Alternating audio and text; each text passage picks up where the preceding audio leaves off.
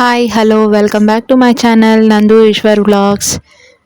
నేనైతే ఈరోజు టమాటా గోంగూర కర్రీ అయితే ఇంట్లో ప్రిపేర్ చేశానండి. అది కూడా వీడియో తీయాలనిపించి అయితే వీడియో తీశాను. ఎవరన్నా వండుకొని వాళ్ళు ఉంటే ఈ కర్రీ చూసి ప్రిపేర్ చేసుకుంటారు కదా. స్టార్టింగ్లో అయితే నాకు ఈ కర్రీ అంటే ఏంటో కూడా తెలియదు. మా అత్తగారి ఇంటికి వచ్చిన తర్వాత అయితే ఈ కర్రీని అయితే చూసి నేర్చుకున్నాను. టేస్ట్ అయితే బాగుంటుంది. దీనికైతే మనకు మెయిన్గా కావాల్సిన గోంగూర, టమాటా, పచ్చిమిర్చి, ఆనియన్స్.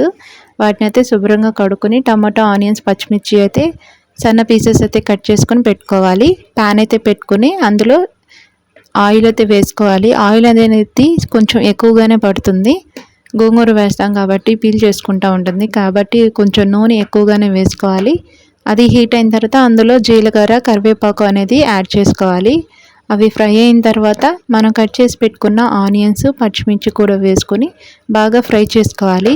అవి ఫ్రై అయిన తర్వాత అందులో చిటికెడు పసుపు అనేది వేసుకొని బాగా కలుపుకొని ఇప్పుడు కట్ చేసి పెట్టుకున్న టమాటా ముక్కలు కూడా అందులో వేసుకోవాలి.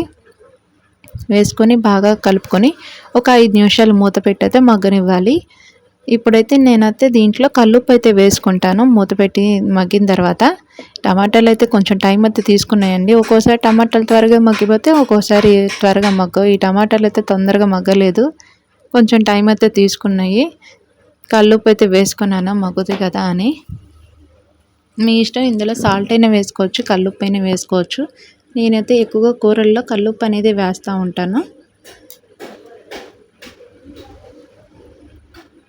వేసి బాగా కలుపుకోవాలి. ముక్క అనేది మెత్తగా అయిపోవాలి.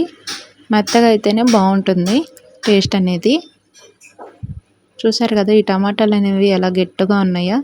మెత్తగా అయ్యేంత వరకు మగ్గించుకున్న తర్వాత ఇందులో కారం అనేది కలుపుకుంటున్నాను. కారం 2 స్పూన్లు అయితే వేసాను నేను. కారం కొంచెం ఎక్కువగానే వేసాను, ఎందుకంటే ఇది టమాటా గోంగూర కర్రీ కదా, 2 పులుపుగానే ఉంటాయి కాబట్టి కారం కొంచెం ఎక్కువగా వేసుకుంటే టేస్ట్ బాగుంటుంది కాబట్టి నేను కారం ఎక్కువ వేసాను. మీ టేస్ట్ అయితే సరిపోయినంత కారం అయితే వేసుకోవాలి. ఇందులో ఇప్పుడు మనం కడిగి పెట్టుకున్న గోంగూర కూడా వేసుకొని ఒక 5 నిమిషాలు అయితే మూత పెట్టి మగ్గనివ్వాలి. చూసారు కదా గోంగూర అయితే ఎలా ఉడికిపోయిందో, మెత్తగా అయితే అయిపోయింది. మాకైతే ఇక్కడ గోంగూర బాగా దొరుకుతూ ఉంటుంది, ఎప్పుడు కావాలంటే అప్పుడు తెచ్చుకుంటాము. ఇప్పుడైతే గోంగూర, టమాటా 2 మెత్తగా అయిపోవాలి. ఇందులో పచ్చిమిర్చి, ఆనియన్స్ అన్నీ వేసాం కదా, మొత్తం కలిసేటట్టు ఒక పప్పు గుత్తితో అయితే మెదుపుకోవాలి. ఇలా ఈ పప్పు గుత్త మెదుపుకుంటే మొత్తం కలిసిపోయి మెత్తగా అయితే అయిపోతుంది కదా. చూశారు కదా, నేనైతే ఇలా అయితే మెదుపుకున్నాను. ఇప్పుడైతే మన గోంగూర టమాటా కర్రీ అయితే రెడీ అయిపోయింది. టేస్ట్ అయితే సూపర్గా ఉంటుందండి. ఒకసారి ట్రై చేసి అయితే చూడండి. Thank you for watching. Please subscribe.